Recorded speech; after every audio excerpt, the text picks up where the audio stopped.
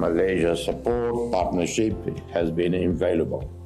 We are committed to working closely with Malaysia and all ASEAN members to fulfill the remaining milestones on our path to full membership. We agreed to deepen our bilateral cooperation for the mutual benefit of our peoples. We will encourage greater Malaysian investment in key sectors like agribusiness, tourism, renewable energy. We will expand opportunities for our young people through education, vocational training in Malaysia. And we will work to improve connectivity between our countries, making travel and trade easier.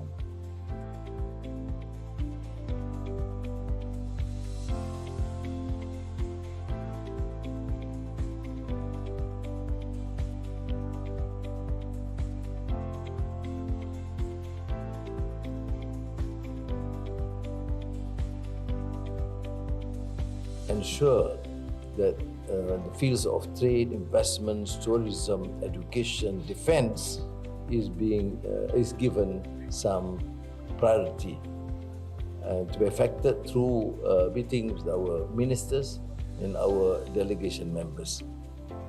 I'm also pleased that Petronas has agreed to participate in this effort together with many of our private sector companies, because I think your accession to ASEAN is, of course, a matter of time, and that Malaysia to play this part because you are in the region, you have been building that consensus, you have shared ASEAN values and determination, you are a fervent fighter for the cause of freedom and justice, and therefore the accession of Timor-Leste into ASEAN will be of immense benefit to us all. And of course, we begin by this geopolitical considerations, but we can deepen through economic investment and cultural issues.